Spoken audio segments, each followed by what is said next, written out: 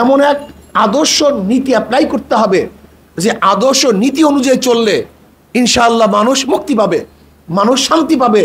সেই আদর্শ হলো ইসলামী আদর্শ, সেই নীতি হলো ইসলামের নীতি। ইসলামী ফুবিয়া ভুলে যান। ইসলাম কাউর উপরে জোর করার জন্য আসে নাই। ইসলাম কি বলছে? লা ইকরাহা ফিদ্দিন, দ্বীনের মধ্যে বাড়াবাড়ি নেই, চাপাচাপি নেই। এর জন্য ৭১-এর পরে যখন আমাদের বাড়িতে হিন্দুরা এসেছিল কলেমা পড়ার জন্য দাদাজানের কাছে, দাদাজান বলছেন এখন না, দেশ শান্ত হোক, দেশ ঠিক হোক, এরপরে যদি তোমাদের ইসলাম গ্রহণ করতে মনে চায় তখন করিও, এখন না। তোমরা এখানে থাকো, তোমরা আমাদের মাদ্রাসায় থাকো, আমাদের বাড়িতে থাকো। তাদের জন্য আমরা মাদ্রাসা খুলে দিয়েছিলাম। ইসলামী আন্দোলন ঢাকা মহানগর দক্ষিণ কর্তৃক আয়োজিত আজকে তৃণমূল সম্মেলনের সম্মানিত সভাপতি, ইসলামী আন্দোলন বাংলাদেশের শ্রদ্ধাভাজন মহাসচিব সহ সব ধরনের দায়িত্বশীল নেতৃবৃন্দ, ইসলামী আন্দোলন কি ও কেন, তারা কি চায়, এইটা যদি আমরা বুঝতে পারি তাহলে হাজারো প্রশ্নর জবাব আপনারা পেতে পারেন এবং হাজারো সমস্যার সমাধান চলে আসবে ইনশাআল্লাহ। ইসলামী আন্দোলন কি চায়? আমি যে আয়াত শরীফ তেলাওয়াত করছি এটার বাস্তবায়ন চায়। আল্লাহ পাক কি বলেন? কুনতুম খায়রা উম্মাতিন উখরিজাত লিন-নাস, তোমরা সর্বশ্রেষ্ঠ উম্মত। তোমাদেরকে কেন বের করা হয়েছে? উখরিজাত লিন-নাস, তোমাদেরকে বের করা হয়েছে মানুষের জন্য, মানুষের কল্যাণের জন্য, মানুষের মুক্তির জন্য, মানুষের অধিকারকে ফিরিয়ে দেওয়ার জন্য, মানুষকে শান্ত রাখার জন্য, মানুষের যেই মৌলিক প্রয়োজন আছে সেই প্রয়োজনগুলি মিটাবার জন্য, অন্ন, বস্ত্র, বাসস্থান, চিকিৎসা, এই সমস্ত শিক্ষা, এই মৌলিক অধিকারগুলি পূরণ করার জন্য, মিটাবার জন্য আল্লাহ পাক রব্বুল আলামিন মুসলমানদেরকে বের করেছেন। এখানে আল্লাহ পাক এই কথা বলেন নাই যে আমি তোমাদেরকে বের করছি শুধু মুসলমানদের জন্য, শুধু মুমিনদের জন্য, এই কথা বলেন না। উখরিজাত লিন-নাস, সমস্ত মানুষের জন্য। তার মানে মুসলমান, ইসলাম শুধু মুমিন, মুত্তাকিন এবং মুসলিমদের জন্য কল্যাণকর নয়। ইসলাম এমন এক আদর্শ, এমন এক নীতি, যে নীতি ও আদর্শ অনুযায়ী চললে প্রত্যেকটা মানুষ শান্তি পাবে, প্রত্যেকটা মানুষ মুক্তি পাবে। শুধু মানুষ নয়, প্রত্যেকটা জানোয়ার সেও মুক্তি পাবে। জনাব মুহাম্মদ রাসূলুল্লাহ সাল্লাল্লাহু আলাইহি ওয়াসাল্লাম এমন এক আদর্শ আমাদের কাছে নিয়ে এসেছেন যে আদর্শগুলির চর্চা আমাদের মধ্যে হয় না। ইসলাম ফোবিয়া পাশ্চাত্যে এমনভাবে আমাদের মধ্যে সৃষ্টি করেছে যে খোদ মুসলমান প্রতি ইসলামের কথা বলতে চায় না, বলতে পারে না। এরা ভাবছে যে ইসলাম যদি একবার চলে আসে তাহলে আমাদের কর্তৃত্ব, নেতৃত্ব আর দুনিয়াতে থাকবে না। এখানে বড় সমস্যা হলে গোটা দুনিয়ার মধ্যে আদর্শের যে সংঘাত, এই আদর্শের সংঘাত চলতেছে ইসলাম এবং আদার্স। ওরা ভাবতেছে গোটা দুনিয়া আজকে হোক কালকে হোক ইসলামী আদর্শ আবার সবাই গ্রহণ করবে এবং গোটা দুনিয়া ইসলামিস্টরা দখল করে নিবে। এইটা ওদের ভাবনা, ওদের চিন্তা। এই কারণে ওরা ইসলামের উপর অপবাদ দেয়। ইসলামকে দমন নিপীড়নের যত কৌশল আছে সমস্ত কৌশল ওরা গ্রহণ করে। কিন্তু আমি ওদেরকে বলতে চাই যে তোমরা কি চাও? তোমরাও তো চাও হিউম্যান রাইটস, তোমরা কি চাও? মানুষের অধিকার ফিরিয়ে দিতে চাও, তোমরা মানুষের মুক্তি চাও, কল্যাণ চাও। দুনিয়ার কথা বাদ দেন, আজকে বাংলাদেশে তো ইসলামী আইন অনুযায়ী এই 53 বছর চলে নাই। চলছে কোন আইন অনুযায়ী? ধরেন আমাদের সংবিধানের 4টা মূল নীতি, সেটা কি? জাতীয়তাবাদ, ধর্মনিরপেক্ষবাদ, গণতন্ত্রবাদ, সমাজতন্ত্রবাদ। আমি আমাদের উপস্থিত জনগণকে প্রশ্ন করতে চাই, জনতাকে প্রশ্ন করতে চাই, এই 4 মূল নীতির ভিত্তিতে 53 বছর রাষ্ট্র চলছে, তা থেকে আমরা শান্তি পেয়েছি, মুক্তি পেয়েছি? তাহলে এটা ব্যর্থ, এটা ব্যর্থ।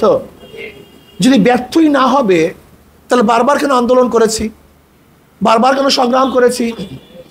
71-এর পরে 75-এ আপনারা কেন এই কাজ করেছিলেন? যে শেখ সাহেব এক সময় এদেশের লিডার ছিল, নেতা ছিল, তার বিরুদ্ধে আপনারা কেন দাঁড়াবেন? 75-এর পরে আবার যখন জিয়াউর রহমান মোটামুটি, এর মাঝখানে কেউ কেউ গেছে, যখন জিয়াউর রহমান সাহেব মোটামুটি কাজ শুরু করছেন, আবার তাকে কেন হত্যা করবেন? যদি 53 বছরের এই 4 মূলনীতি আপনাদেরকে শান্তি দিতে পারে, তাহলে এরশাদ সাহেবের বিরুদ্ধে কেন আন্দোলন করবেন? যদি এই 4 মূলনীতি আপনাকে শান্তি দিতে পারতো, তা এরশাদের পরে আবার যারা ক্ষমতায় আসছে তাদের বিরুদ্ধে কেন আন্দোলন করবেন, কেন সংগ্রাম করবেন?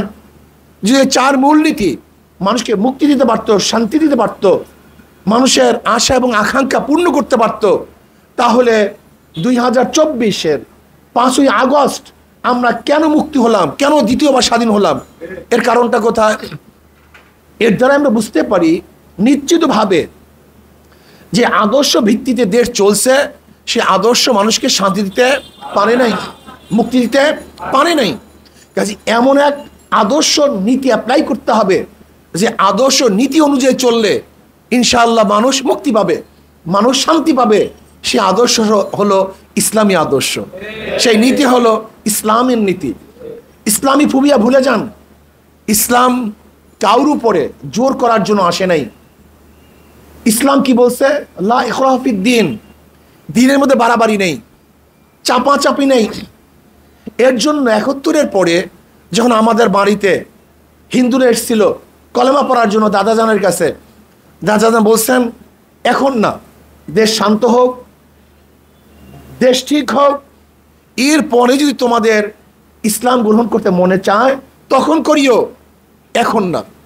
তোমরা এখানে থাকো, তোমরা আমাদের মাদ্রাসায় থাকো, আমাদের বাড়িতে থাকো। তাদের জন্য আমরা মাদ্রাসা খুলে দিয়েছিলাম। সমস্ত হিন্দুরা মাদ্রাসায় ছিল, তাদের খাওয়ার ব্যবস্থা আমরাই করেছি। এর নাম ইসলাম। ইসলাম জোরাজুরি করে না। যুদ্ধের ময়দান ভিন্ন জিনিস। এখানে আমাদের বিশাল একটা বুঝতে ভুল হয়। একটা যুদ্ধের ময়দান একটা স্বাভাবিক পরিস্থিতি।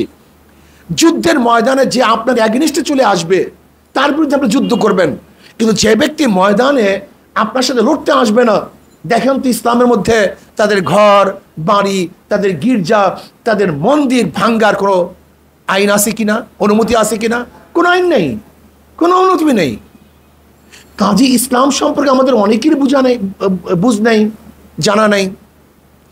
এর জন্য আমরা মনে করি যদি ইসলামী নীতি আদর্শ, সেকুলারিজম বাদ, কমিউনিজম বাদ, ডেমোক্রেসি বাদ, যদি ইসলামী আদর্শ আমরা বাস্তবায়ন করতে পারি, ইসলামী নীতি অ্যাপ্লাই করতে পারি, তাহলে বাংলাদেশের প্রত্যেকটা জনগণ শান্তি পাবে, মুক্তি পাবে।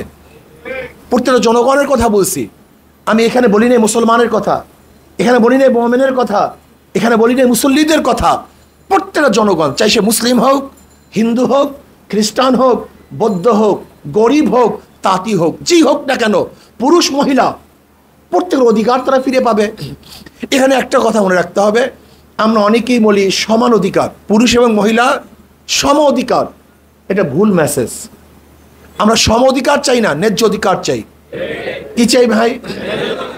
আমার মাও মহিলা, আমার স্ত্রীও মহিলা, আমার বোনও মহিলা, আমার খালা ফুফি মহিলা, আপনার সমান অধিকার দেন তো। আমাদের প্রাক্তন prime minister, fascist prime minister মহিলা ছিল, তার অধীনস্থ যে গৃহিণী সেও মহিলা ছিল, যে পরিচারিকা সেও তো মহিলা ছিল। এখন সম অধিকার দেন তো, আমাকে বলেন তো কিভাবে সম অধিকার দিবেন? ন্যায্য অধিকার। আমরা ন্যায্য অধিকার চাই। আমার মার অধিকার যা আমি তাকে তা দেব, আমার বোনের অধিকার যা আমি তাকে তা দেব, একজনের বিধবার যে অধিকার তাকে আমি তা দেব, একজন ছোট মেয়ের যে অধিকার আমি তাকে তা দেব। আমরা চাই ন্যায্য অধিকার প্রতিষ্ঠা করতে, সম অধিকার নয়, ন্যায্য অধিকার প্রতিষ্ঠা করতে, যেখানে আমার মা বোনেরা শান্তি পাবে, মুক্তি পাবে, ইজ্জত নিয়ে বসবাস করতে পারবে। তারা সম্মানিত হবে, তারা তাদের অধিকার ফিরে পাবে। ন্যায্য অধিকার প্রতিষ্ঠিত করতে চাই।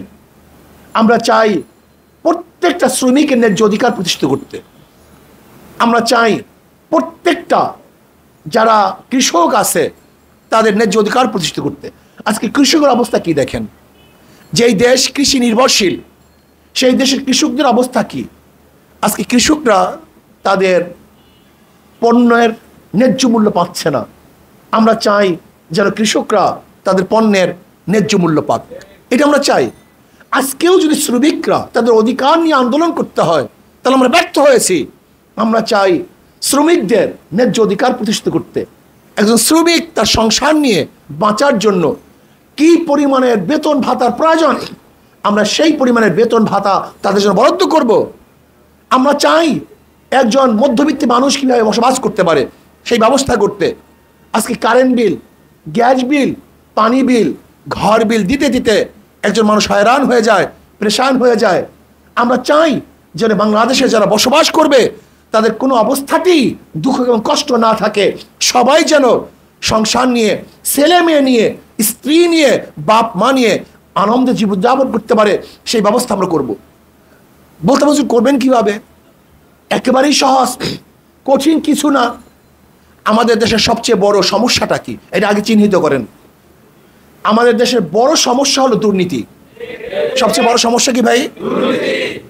আমাদের দেশে শিক্ষিতের অভাব নাই, আমাদের দেশে টাকার অভাব নাই, আমাদের দেশে কোনো কিছুর অভাব নাই। আমাদের দেশের সবচেয়ে বড় অভাব হলো আদর্শ নীতিবান লোকের, আদর্শ চরিত্রবান লোকের অভাব। আজকে আমাদের সবচেয়ে বড় মহামারী আকার ধারণ করেছে দুর্নীতি। যদি দুর্নীতি মুক্ত একটা দেশ করতে পারি তাহলে আমরা সবাই সুখে শান্তিতে বসবাস করতে পারবো। আজকে দেখেন তো গোটা বাংলাদেশের টাকাগুলি কয় পরিবারের কাছে, কয় জনের কাছে টাকাগুলি আছে। আজকে যে ধনাঢ্য ব্যক্তিরা লোন নিয়েছে সে যদি বাংলাদেশের নাগরিক হিসাবে লোন পায়, ব্যাংকের থেকে টাকা পায়, তাহলে আমিও তো বাংলাদেশের নাগরিক, আমি কেন পাচ্ছি না? একজন রিক্সাওয়ালাও তো বাংলাদেশের নাগরিক, সে কেন পাবে না? একজন শ্রমিক তো বাংলাদেশের নাগরিক, সে কেন পাচ্ছে না? সে অবহেলিত কেন? বলতে পারবেন যে সে তো টাকা ফেরত দিবে না। আমি প্রশ্ন করব, আপনি দেখুন আজকে যারা অল্প ঋণ নেয় তাদের টাকার ফেরতের পরিমাণ সবচেয়ে বেশি, কিন্তু যারা হাজার কোটি টাকা ঋণ নেয় তারা ঋণ খেলাপি সবচেয়ে বেশি। এদেশের গরিব শ্রমিক, মজদুর, জেলে তাঁতি কুলিরা ঋণ খেলাপি না, বরং যারা হাজার হাজার কোটি টাকার মালিক তারাই ঋণ খেলাপি। ওরা আত্মসাৎ করেছে, ব্যাংক লুটপাট করেছে, চুরি ডাকাতি করেছে। অথচ আমরা যদি ব্যাংকের থেকে আমাদের ভাইদেরকে, আমাদের বোনদেরকে ঋণ প্রদান করতে পারতাম, সুদ মুক্ত ঋণ, সুদবিহীন ঋণ, কর্জে হাসানা আমরা প্রদান করতে পারতাম। যে রিক্সাওয়ালা রিক্সার প্রয়োজন, ইসলামী আন্দোলন বাংলাদেশ ইসলামী অর্থনীতি অ্যাপ্লাই করলে সেই রিক্সাওয়ালাকে ঋণ দিয়ে, সুদ মুক্ত ঋণ দিয়ে তাকে রিক্সা কেনার ব্যবস্থা করে দিবে। যেই বিধবা খেতে পারে না তাকে কর্মসংস্থান দিয়ে তার খাওয়ার ব্যবস্থা করে দিবে। যেই মিসকিন এবং ইয়াতিম চলতে পারে না, ফিরতে পারে না, ইসলামী আন্দোলন বাংলাদেশ ইসলামী অর্থনীতি অ্যাপ্লাই করে ওই মিসকিন এবং ইয়াতিমের জিম্মা সরকার গ্রহণ করবে। আজকে যারা যেখানে চিকিৎসাহীন মরতেছে, যদি ইসলামী অর্থনীতি অ্যাপ্লাই করতে পারি তাহলে ওই গরিব দুঃখী মেহদি মানুষের চিকিৎসা ব্যবস্থা রাষ্ট্র গ্রহণ করবে। তার মানিটা কি হলো? তার মানি হলো ইসলামী আন্দোলন ক্ষমতায় গেলে তারা নিজের এবং নিজের দল নিয়ে চিন্তা করবে না, জনগণ নিয়ে চিন্তা করবে, জনগণের মুক্তি কামনা করবে। আজকে এই 53 বছর যারাই যখন ক্ষমতায় গেছে জনগণ নিয়ে চিন্তা করে নাই, বরং নিজ এবং নিজের দল নিয়ে চিন্তা করছে। ইসলামী আন্দোলন বাংলাদেশ যদি ক্ষমতায় যায়, ইসলামকে যদি ক্ষমতায় নেন, তাহলে হবেটা কি? হবে হলো এই দেশের জনগণের টাকা নিয়ে ব্যবসা করবে না। তা বুঝেন নাই? আজকে ট্যাক্স ভ্যাট নিয়ে আমরা ব্যবসা করি। যেরকম এই যে ফ্লাইওভারের উপর থেকে যাই, সেখানে কন্ট্রাক্ট দিয়েছি কোন এক কোম্পানিকে, সেই কোম্পানি আমাদের টাকা দিয়ে ব্যবসা করে, সেখানে লাভবান হয়। পুরা রাস্তাকে ধ্বংস করে ফেলেছে, এমন ফ্লাইওভার করেছে শুধু টাকা নেওয়ার জন্য। আপনি দেখেছেন নিচের রাস্তা সব নষ্ট করে ফেলেছে। অথচ জাপান ডিজাইন করছে রেল লাইনের, মেট্রো রেলের, কোনো জায়গা নষ্ট হয়েছে? কোনো জায়গা নষ্ট হয়নি। কিন্তু দেখেন আমাদের দেশের ডিজাইনাররা যে ফ্লাইওভারগুলো ডিজাইন করছে, নিচের থেকে সমস্ত রাস্তা নষ্ট করে ফেলেছে। এটা হলো এই দেশের জন্য করে নাই, ওরা ব্যবসার জন্য করেছে। আপনি দেখবেন গাড়িগুলি যেন নিচের থেকে যেতে না পারে, এর জন্য এমন প্ল্যান করছে, সরু রাস্তা করেছে। আর ওরা যেন টাকা নেওয়ার জন্য, টোল নেওয়ার জন্য এমনভাবে রাস্তা করেছে যেখানে উঠতে বাধ্য হয়েছে। তার মানিটা কি? তার মানি হলো রাষ্ট্রের প্রত্যেক জায়গায় জনগণের স্বার্থ দেখা হয় নাই, ব্যবসার স্বার্থ দেখা হয়েছে। আপনি দেখুন আজকে বাংলাদেশের সরকারের অধীনে ভালো একটা হসপিটাল নেই, একটা হসপিটাল নেই। যে হসপিটালগুলি বাংলাদেশের সরকারের অধীনে আছে সেখানে চিকিৎসা করার মতো পরিবেশ নেই। এটা হবে কেন? আজকে দেখা যায় যে যেই সমস্ত হসপিটালগুলি পাবলিকের হসপিটাল, ব্যক্তি মালিকানার হসপিটাল, সেই হসপিটালগুলি সুন্দরভাবে চলতেছে, কিন্তু সরকারের অধীনস্থ যে হসপিটাল, সেই হসপিটালে চিকিৎসা করার মতো কোনো পরিবেশ নাই, জায়গা নাই, বোধ গন্ধ আসে, যেখানে যাওয়ার পরে রুগী আরো বেশি রোগাক্রান্ত হয়। এটা হতে দেওয়া যায় না। আজকে কোথায় যাবেন? বন বিভাগে যাবেন, সেখানে বন বিভাগ নয়, বন খ্যাকো বিভাগ। আজকে দেখবেন মাদক নিয়ন্ত্রণ অধিদপ্তর, মাদক নিয়ন্ত্রণ অধিদপ্তরের দায়িত্বশীলরা সবচেয়ে বড় মাদকের ব্যবসা করে। আজকে দুদক, দুর্নীতি দমন কমিশন, দেখা যায় দুদকের চেয়ারম্যান সাহেব অবসর পাওয়ার পরে তার বিরুদ্ধে দুর্নীতির সবচেয়ে বড় মামলা দায়ের হয়। আজকে র্যাব আমাদেরকে বাঁচাবার জন্য সৃষ্টি হয়েছিল, র্যাপিড অ্যাকশন ব্যাটালিয়ন। সেই র্যাব নারায়ণগঞ্জে 7 জনকে হত্যা করেছে। আজকে যে পুলিশ বাংলাদেশকে নিরাপত্তা দেওয়ার জন্য সৃষ্টি হয়েছিল, সেই পুলিশের অবস্থাটা কি? সেই পুলিশ নিরাপত্তার পরিবর্তে জনগণের বুকের উপরে গুলি ছুড়েছে। আমি বর্তমান অন্তর্বর্তী সরকারকে বলবো, আপনি প্রশাসনকে ঢেলে সাজান এবং জলদি জলদি কাজে লাগাবার ব্যবস্থা করুন। পুলিশদেরকে তাদের কর্মস্থলে আসার ব্যবস্থা করুন। যারা অনীহা প্রকাশ করবে, যারা কর্মস্থানে আসতে চাবে না, তাদেরকে বরখাস্ত করে নতুনভাবে আবার পুলিশে আপনার জনগণ নিয়োগ দেন, নতুনভাবে নিয়োগ দেন, যেখানে দলীয়করণ হবে না, যোগ্যতার ভিত্তিতে নিয়োগ হবে এবং আমাদের দেশ সুন্দরভাবে চলার ব্যবস্থা করবে। এর জন্য আসুন আজকের যে দাওয়াতি কাজ করব, দাওয়াত দিতে হবে। দাওয়াত দেন, প্রত্যেকটা মানুষকে বুঝান। আমি বিশ্বাস করি এই দুর্নীতিযুক্ত রাজনীতির কারণে, আজকে গান্দা রাজনীতির কারণে হাজারো ভালো মানুষ রাজনীতিতে আসতে চায় না। আপনি তাদেরকে বুঝান, আপনার মতো ভালো মানুষ যদি দূরে থাকে তাহলে গান্দা পরিবেশ যাবে না। যখন আপনার মতো ভালো মানুষ রাজনীতিতে আসবে তখন গান্দা পরিবেশ আর থাকবে না। এর জন্য হাজারো ভালো মানুষ আছে, তাদের কাছে চলে যান, তাদেরকে দাওয়াত দেন, প্রত্যেকটা মানুষের কাছে দাওয়াত দেন, পুরুষ মহিলা সবার কাছে দাওয়াত দেন। আসি ইসলাম কায়েম করি, ইসলাম হুকুমাত বাস্তবায়ন করি, তাহলে এদেশের মানুষ মুক্তি পাবে, শান্তি পাবে। আল্লাহ আমাকে এবং আমাদের সবাইকে ইসলাম অনুযায়ী নিজেকে এবং রাষ্ট্র গঠন করার তৌফিক দান করেন। আর সবচেয়ে বড় কথা হলো, শেষ কথা হলো এই, সাদাকে সাদা বলতে হবে, কালোকে কালো বলতে হবে, রাতকে রাত বলতে হবে, দিনকে দিন বলতে হবে। যদি আমি অন্যায় করি আমার বিরুদ্ধে কথা বলতে হবে, আর আমার দুশ্মনও যদি ভালো কাজ করে তার পক্ষে কথা বলতে হবে। এই নীতি আদর্শ নিয়ে যদি আমরা চলতে পারি তাহলে ইনশাআল্লাহ এদেশ বিনির্মিত হবে এবং এদেশ শান্তি হবে। আল্লাহ আমাকেও আমাদের সবাইকে কবুল করে নেন। আগামী 13 সেপ্টেম্বর 2024 বাদ জুমা বাইতুল মোকাররম উত্তর গেট থেকে ইনশাআল্লাহ ফিলিস্তিনের পক্ষে ইনশাআল্লাহ গণমিছিল হবে। আমরা সেই মিছিলে আমরা সবাই আসব, যেহেতু ফিলিস্তিনের উপরে আবারও নির্মমভাবে সেই ফ্যাসিবাদ এবং সালেম, সেই ইসরায়েলেরা আবার আক্রমণ করতেছে, বুলডোজার দিয়ে তাদের সমস্ত এলাকাগুলি ঘুরিয়ে ফেলতেছে। কাজে তার বিরুদ্ধে আমরা ইনশাআল্লাহ 13 সেপ্টেম্বর 2024 বাদ জুমা বাইতুল মোকাররমের উত্তর গেট থেকে ইনশাআল্লাহ আমরা মিছিল করব। আল্লাহ কবুল করলে ইনশাআল্লাহ আমি সেখানে থাকবো। আল্লাহ আমাকে আমাদের সবাইকে কবুল করে নেন। আল্লাহ